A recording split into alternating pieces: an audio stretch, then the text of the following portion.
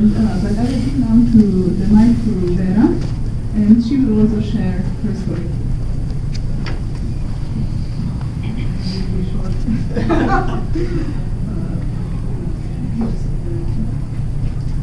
I'm married and have two daughters, and I started in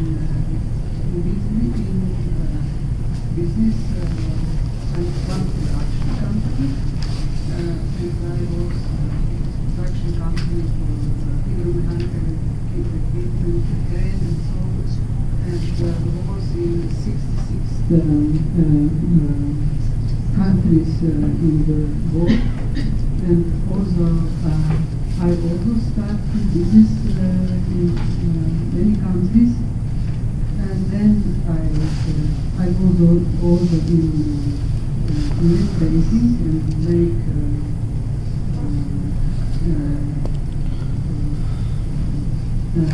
financial director in the biggest holding in Slovenia, which has different business, hotels, auto business, camper production. And we start only with 60 million turnover dollars and finished on 1800.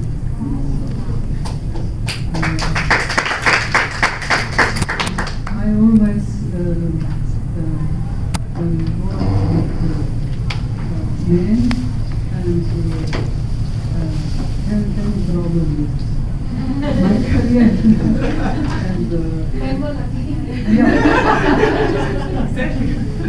It must be two energy, man and woman. I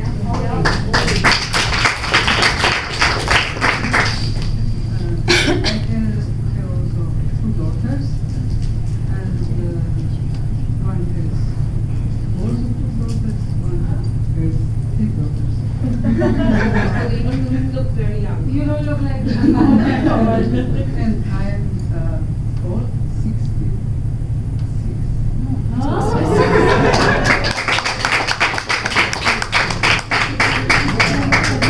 We need some anti-aging cream from Slovenia.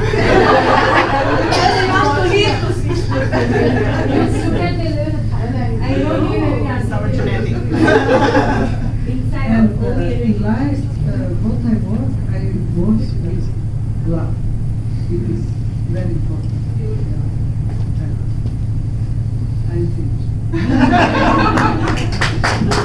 Thank you so much, Vera. With this, I pass the mic to Sonja Klopcic, and she will share her leadership story. Thank you. I spent 4 years at high school with a class full of girls. So I decided I need to change. And I enrolled for the faculty of electrotechnics, where there were men. And at the university, I became a president of students. For me, that was the fact, the proof that we have equal rights. If you can be as a woman president among 250 men, then we have equal rights. But when I started to work as an engineer in a development department in a big company in Slovenia, I saw it wasn't like this easy, because I have to prove myself really much more than my men colleagues did. I have to prove everything, also that I can drill holes with drilling machine, which is not at all the work of an engineer. But I proved this, and I was really grateful to my father that he taught me also such kind of things. And then we, together with my friends, established a computer company, still back in the times of Yugoslavia. And again, I started to work as a project manager there. There again, I had to prove myself. And then I had to birth. I have a son, I have a daughter, and after, when I came back from my second maternity leave, the company was in crisis because of some not very clever decisions. And I decided at that time that when I will return from the maternity leave, I will establish my own company. And went just there to the manager to inform him about my decision. And he said, "Oh, Sonja, why won't you run this company?" I said, "Okay." So I became a general manager in a computer company, and of course with my engineering mind, analytically, logically, I started to fight for the company to survive, and we did it. But I soon realized that it's not enough to have analytical, very strong analytical, logical mind. That I have to upgrade. Yes, and I did. First, I upgrade to the emotional intelligence. I started to use also feminine power, although we as manager at that time, we were not taught how to use it, and also the management doctrine was totally different, but I was not comfort with command and control mode. And I knew if I want to really make a transformation of the company from the computer seller to the provider of very complex solutions, that I have to open the space for my colleagues to develop. And I did. I can say that I was in this company for 18 years. When I decided to leave the company because I felt I had to learn somewhere else again. But when I decided to leave the company was one of the fastest growing companies in Slovenia, perceived as one of the most innovative companies, and me myself, I was chosen among 25 unique managers in Slovenia. My other step to the top of the company was again when the company was in crisis. I was invited as the president of the board, and this was my message. Women have the chance where there's a crisis. I hope. Yes, I hope we will open also the other chances for us and for the world.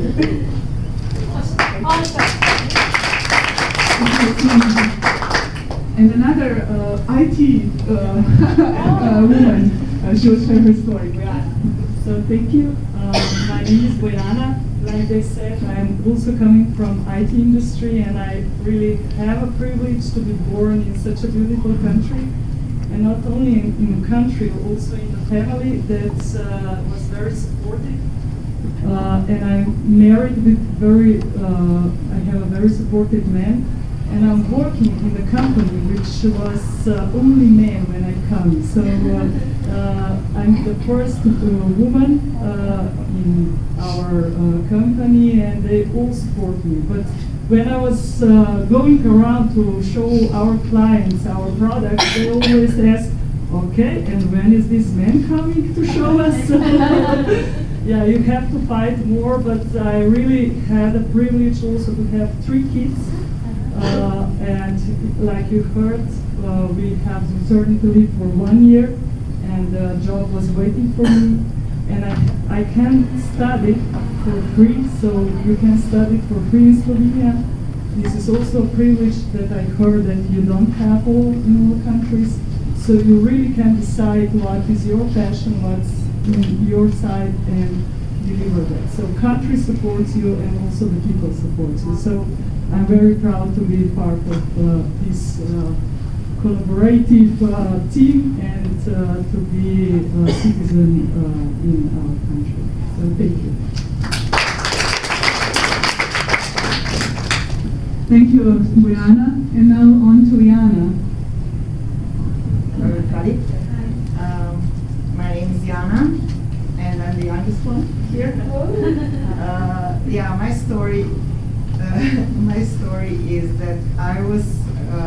I've been raised in the socialist system, and I was one of the first generation they could go to study abroad. So my mom always told me that education is something that nobody can take it from you. Yeah. So, and in Slovenia, education is a high value. Also, yeah. So I was still, it was 1999, I went to Italy to study. My mom educated me in Slovenia. We have a proverb that says, I don't know if it's the same in English, but that says that woman has to hold 3 corners of the house. So in Slovenia, it's normal that a woman is a good housekeeper, is a good mom, is a good cook, is everything, and also educated. So yeah, sorry. And works. Yeah, yeah, and books, of course. So I went to Italy for my studies, and I saw the difference in between our way of thinking, Slovenian, like Wonder Woman's, and Italian. You know, with Italian families, they are more traditional. Usually, a woman is at home, or you make a career without a family. This was at that time quite normal environment. So yeah, then I decided to study business. So I went to business schools, and I was trained to be goal-oriented, rational, objective. You know, the perfect businesswoman. Then I moved to management consulting. You can imagine, again, tough environment, men. I always worked with men. I never had a feeling that I'm not equal to them, by the way. They always treated me very well. And my way of thinking until I think last year, then I was an HR director, and last year I decided to quit a job. I took a sabbatical year. And what I found out that I was almost a she-man, I call them, because I lost my feminine energy, and now I'm happy that I realized this, and I'm trying to recuperate this energy, and to I think that women, we can do more if we behave in this, you know, woman that we have inside. Also in business, that this is something that we have to cultivate and to use it. So that's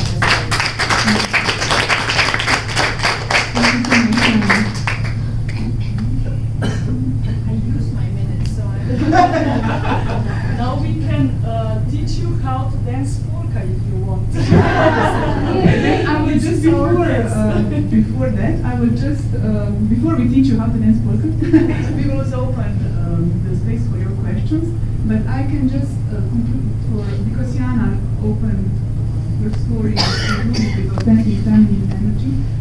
I can just share a bit of my story because I come from a family where my mother was a teacher and my father was in business and he was a director of a company, a larger company.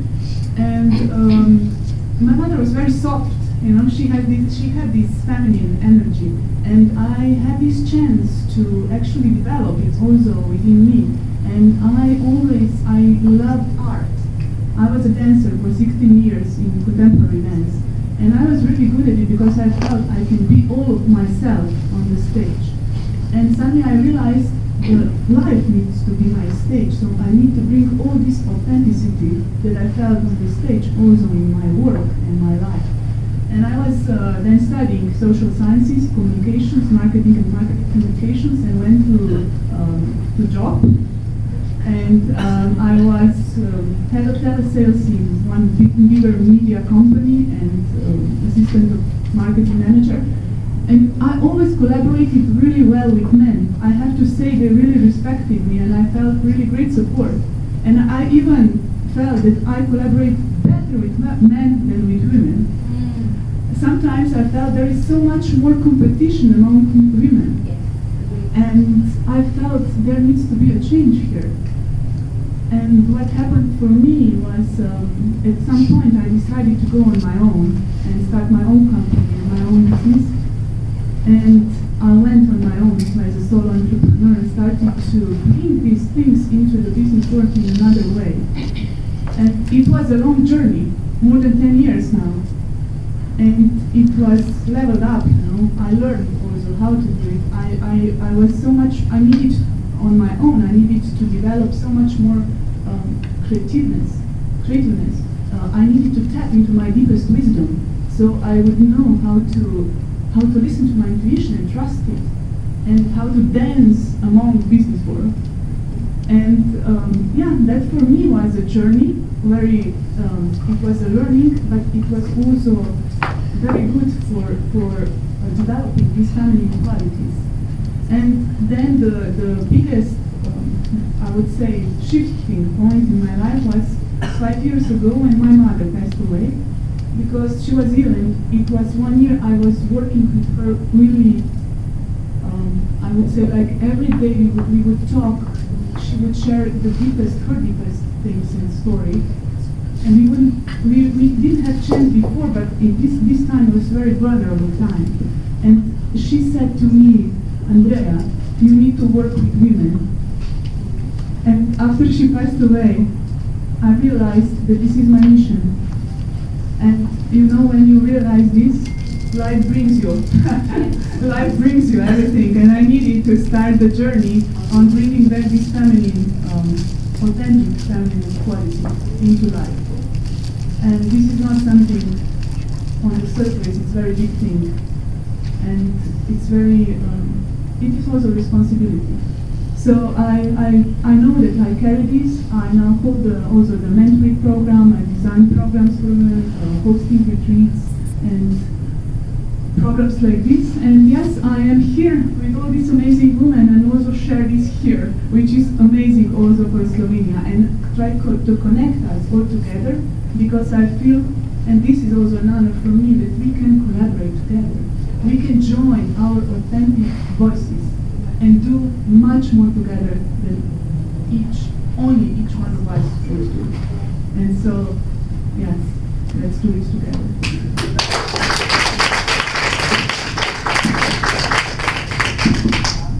We are open also for your questions.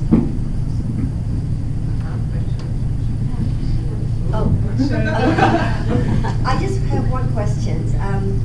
I just wonder, in Slovenia, how many women is actually involved in entrepreneurship or businesses, and is there any incentive given by the government, especially for the marginalized group of women, in terms of microcredits or loans, so that you can enhance women businesses in your country?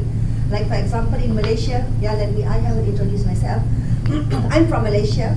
I'm actually also running programs for women, especially those who are in a marginalized group, like a single mother, or women who has to survive. So we give them incentive in terms of microcredits and microfinance under the Ministry of Women and Families. So I just wonder whether in Slovenia, do you have this kind of incentive given for the women? And how many is actually those that are involved in businesses among women in your country? Thank you. Thank you for your question. The problem with the country that is very high on gender equality and sees itself as egalitarian country is that it doesn't pay any more attention to equality. It seems as there's a status that has been reached, and that's not a problem or an issue anymore. So there are programs for women also, but they're not really stressed, or they're not that they don't stand out. Partially also because it is accessible, any other schemes that there are for men and for women, but there is also a voice is getting more louder. Then we have also, the same as the rest of the world, a gap between entrepreneurship that are women and the larger number of men as entrepreneurship. So there are some of the new things happening. There's also some educational part that has been done, especially for women in recent years. So women have some more opportunities, but it's not that far visible. At least in my, but we have our ambassador here. If he knows anything more about that, maybe he can share and correct me if I forgot about any of the programs. But also we have a minister that we should know. Alenka, did I put it right? Completely. Okay. Maybe we have to introduce you to men, so that also for Slovenia, our ambassador here in India, and also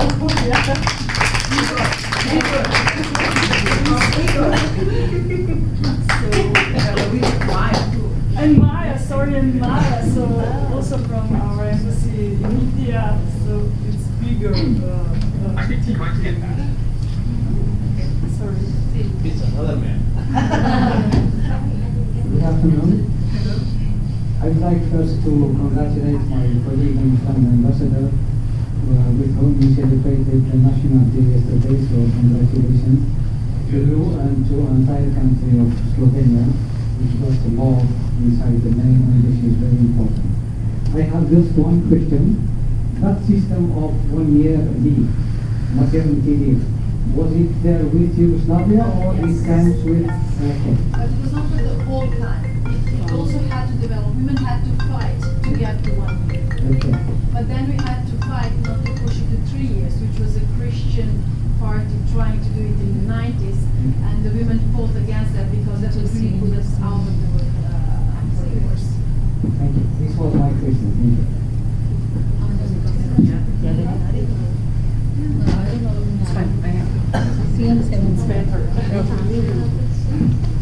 Good afternoon. Thank you so much for having such an interesting, I learned so much from Slovenia. And I just want to thank you, regarding to all these index and all this new upcoming knowledge regarding gender parity that you are working on. You are a very new country.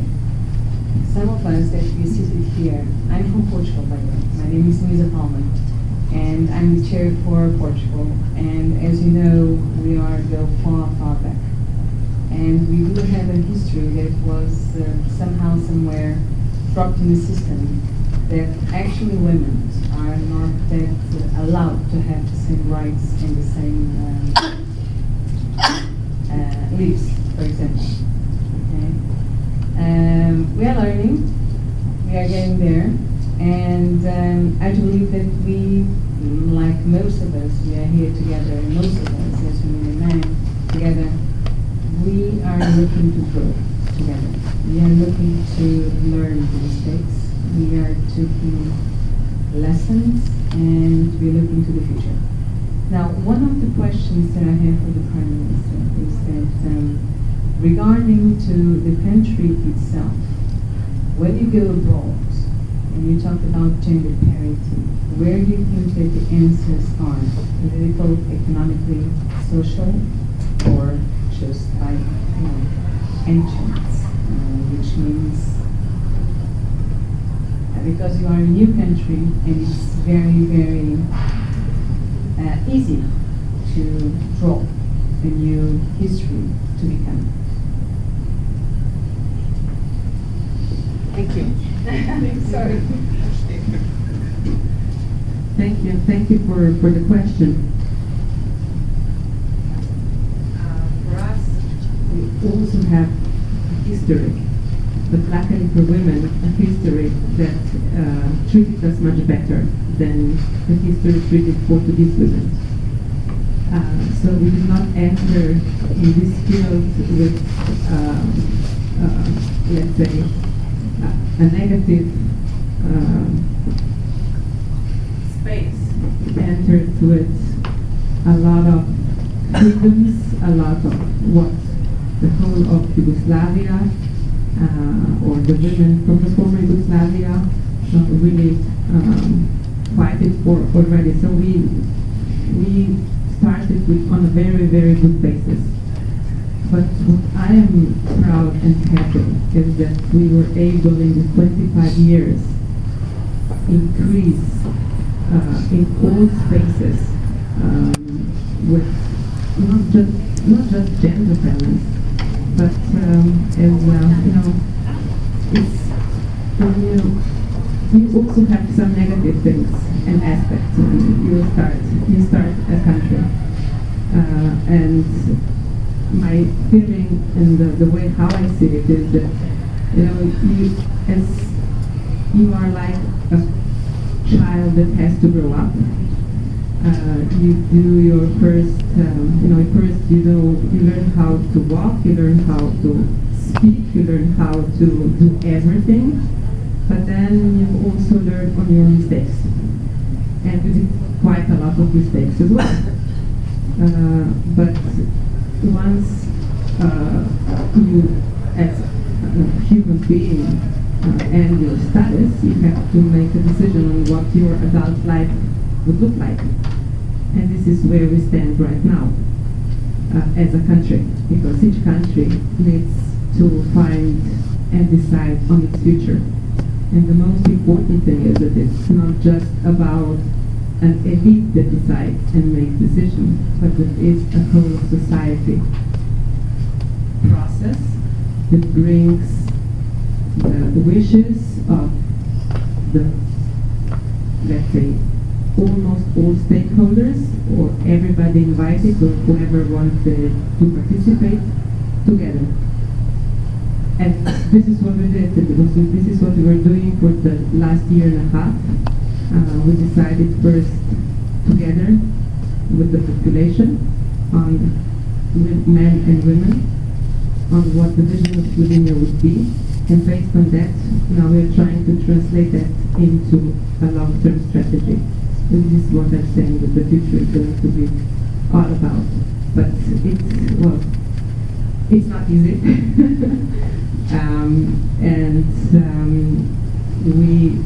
It's taking longer than we thought, but we are slowly getting there. So this year we will also have that document on the table. So I hope that with less mistakes than in the past, we will just survive, go through, and be as much more successful than we were in the past, because I know we can do it.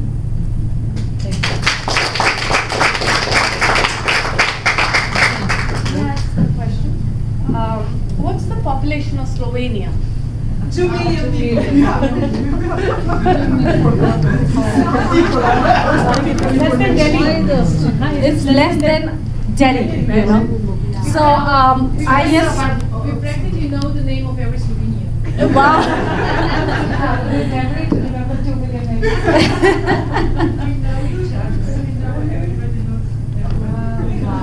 That's very interesting, you know, and I guess India also faces this problem. Like I can understand, you know, what ma'am was saying about Portugal. Even the equality for women in India has still not been achieved. You know, we are also in a lot of things not as equal to men as we would want to be. So I would, you know, I've heard all your stories, and it is very inspiring. So what do you have to say to the Indian women from the Slovenian women? You know, you know, what is the way going forward in terms of women empowerment? Because today we are here for a Women Economic Forum, and we are here to get inspired and inspired. And being a forward country in terms of you know, women equality and having lower infant mortality rate, as well as getting maternity leaves, which is really in most of the companies in India, except for few, we still do not get that kind of paid leaves. Yes, you can take an off, but you know, you don't get, you get half pay or something. Or for that matter, even if you have kids, you know, we do not have creches where you can leave your kids and go back to work. And that's the reason why even Indian women, being so talented, they need to take time off and they get into their own small enterprise business, small entrepreneurs they become, is because they want to balance their career along with their family life. So, you know, I just want to hear what you have to say to Indian women to get more empowered, you know, just to get a little more inspired. Yes. Can I do that? Yes. And will be politically right. Probably not. The way to do it is to go from both ways. One is to be organized on a high level to push for policy making. And the other is to do it on your homeland, so that's within your house. First, if you get organized as women and you put out, okay, we heard from Slovenia, we heard from Iceland, we heard from them, they have this, this, and this, and we want that too. You're 50% of this country. You can't push for that.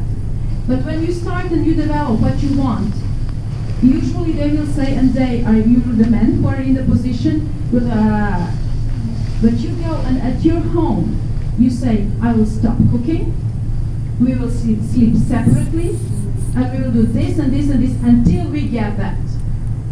And I'm quite sure, I think that that's been done by African women when